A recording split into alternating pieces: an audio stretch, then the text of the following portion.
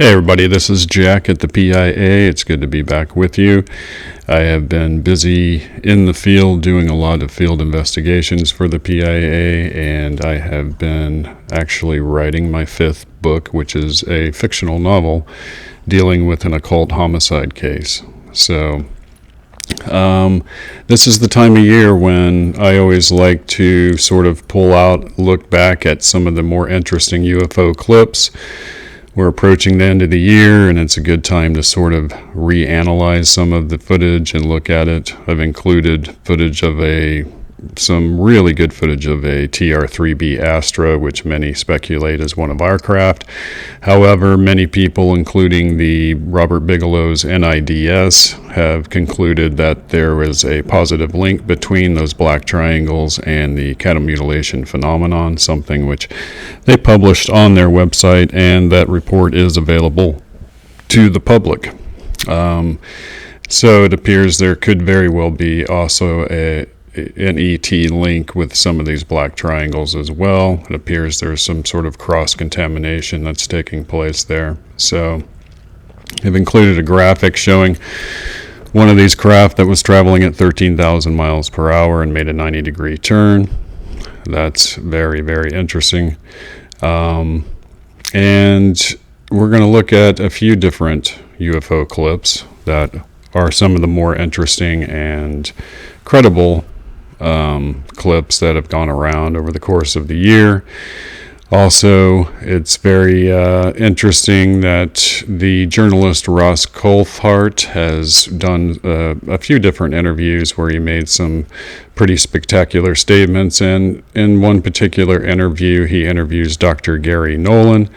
Now, Dr. Gary Nolan is the chief scientist that the CIA turned to in order to understand both the brain damage caused by the CIA, by the interaction with UFOs, with U.S. military personnel, as well as has had a number of alien/UFO experiences himself. He is at the forefront of UFO disclosure now with the Pentagon's program and is the ultimate insider. People are going to question what I'm about to say. What if some of that is so big it can't be moved? Is that what you're saying, Ross? Is that what you've been told? That's exactly what I'm saying. How big is big? Big. So big they built a building over it in a country outside of the United States of America. ¡Susi! ¿Y eso es por donde Pedro? ¿Usted es Susana? Güey. No, se está sentando. ¿Y eso es por donde Pedro?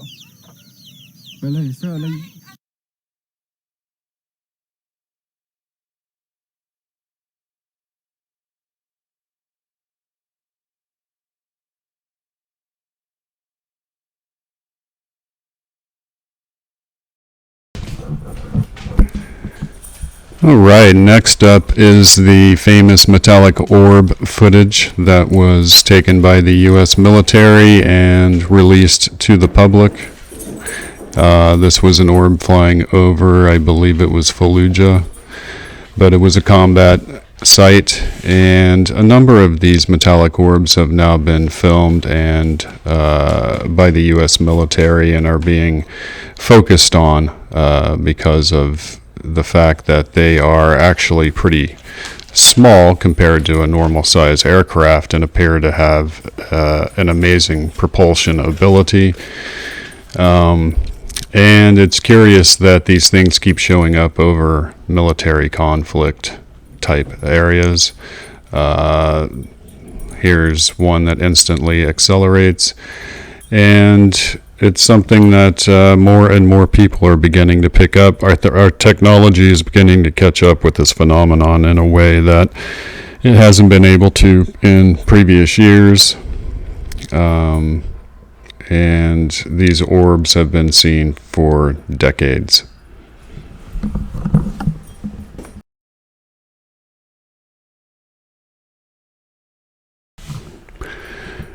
And with the advent of TikTok, there is a plethora of UFO videos that are coming out. Here's one particularly interesting video showing up to 6 of these metallic orbs flying over in daylight of a normal residential area. I believe this was in Illinois. It's almost as if the phenomenon is becoming bolder and bolder as disclosure is becoming more and more prevalent.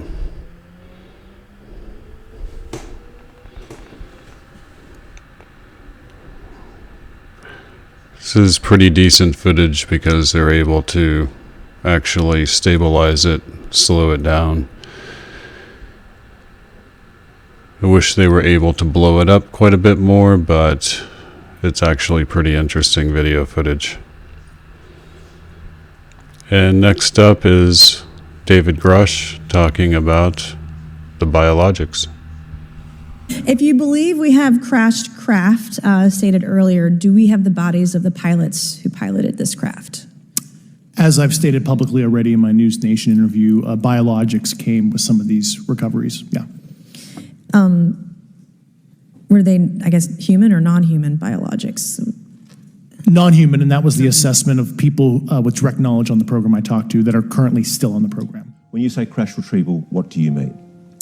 These are retrieving non-human origin technical vehicles, call it spacecraft if you will. It's probably not the right parlance, but no kidding, non-human, exotic origin vehicles that have either landed or crashed. We have spacecraft from another species. We do, yeah. That, of course, was David Grush talking about the so-called biologics or alien bodies discovered with a lot of the crash vehicles. And this footage is amazing. It comes from the cockpit of an airplane in April of this year.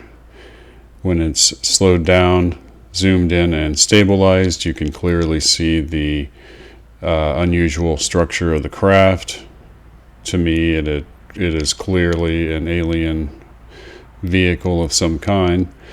And when you look at it up close, it closely resembles the craft that was described by Kenneth Arnold in 1947. Very interesting.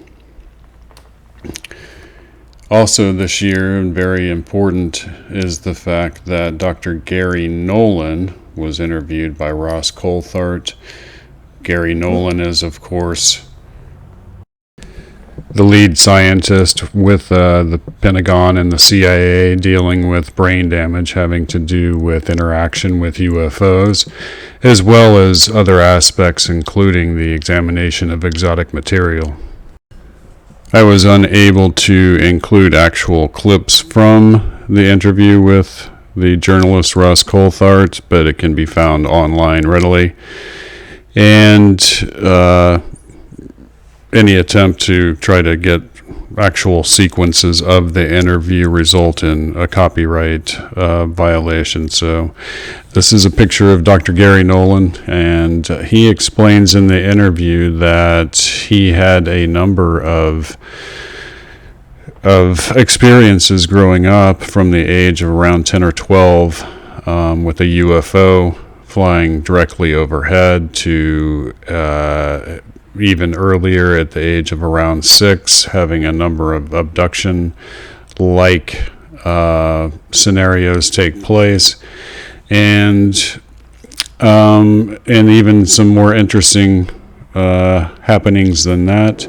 And it's very interesting to note that Dr. Nolan then grew up to become the primary scientist now studying this phenomenon and sort of bridging the gap into real UFO disclosure. I find that quite fascinating. It's almost as if the phenomenon itself has had a hand in shaping this individual who is now a conduit between the phenomenon itself and what might be the ultimate disclosure to humanity. This is good stuff, and you couldn't make it up if you wanted to. So Nolan goes on to talk about the possible Jungian aspects of the phenomenon, the idea that it's quite possible, if you follow the writings of Carl Jung, that the collective unconscious is capable of actually creating exotic technology in a way that it became available for us to recover. That's an interesting theory. Also goes on to talk about the idea that there was quite possibly just a much older civilization that's been on this planet for a very, very long time, and that it actually originated here and developed here, but that it's so far superior to what came afterwards, which is our civilization, that they are able to maintain their anonymity basically from us. So the idea that they're not interstellar visitors is also out there and equally on the table, according to Dr. Nolan. And this is the year when a number of big breakthroughs have happened. Nolan goes on to say even that he's had direct contact with people in these top secret UFO reverse engineering programs, and that a number of them are going to come forward in the very near future to tell their stories and to comply really with the new congressional bill that basically says that people that are involved in these programs need to make their presence known to Congress. So we are on the cusp of some fascinating stuff, guys. This could be, this next year, a record year as far as having more and more whistleblowers come forward, more and more video footage being released. Nolan talks about how there is exotic material being tested right now, or rather says he can't talk about it, meaning it is occurring. And this is primarily the piece of bismuth and magnesium exotic material that apparently if you run terahertz waves through it, it will begin to levitate. Nolan says he has not seen that with his own eyes, but has heard that that's the case. And so it was a blockbuster interview to go along with a blockbuster year of video footage of the craft that have facilitated all of this now ongoing UFO disclosure. So that's where we're at now, guys, and I'll be releasing more videos, and we're going to end this video with a underwater alien UFO encounter. Why is it significant that something, mechanical would be down that deep? It seems like it'd be easy to put a drone or something 5,600 feet underwater until you really understand what's behind doing something like that. And to have something moving down there under its own power, the battery power would be immense. Also, this was tetherless. Without a tether, it would have no human control. The look, shape, and movement of the object is enough to rule out any sea life. Its speed also rules out any junk/inanimate object that may be drifting around down there. How do we know this is not organic? This isn't a fish or something like that? Well, the video footage, albeit not the clearest, it's pretty clear to see that it's not a fish. We spend thousands and thousands of hours looking underwater and around these areas. We know what the fish look like, and this pretty clearly isn't fish. Lots of people that have seen the video have 30, 40 years in the industry, and they're saying, well, it's not a fish, but I don't know what it is. It's really out of the bounds of what I think we have technology of making right now. If somebody gave me a $10 million budget and said, make this thing, I don't think it's possible. And that last footage was, of course, of a big underwater alien craft encounter that occurred, and it was a pretty interesting interview.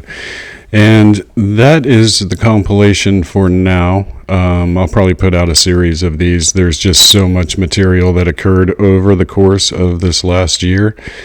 And a lot of it had to do with cryptozoology, but I wanted this one to focus on the UFO disclosure movement that's taking place. And as usual, I will be back with you soon with a new research video, and we will talk about it. I'll see you then.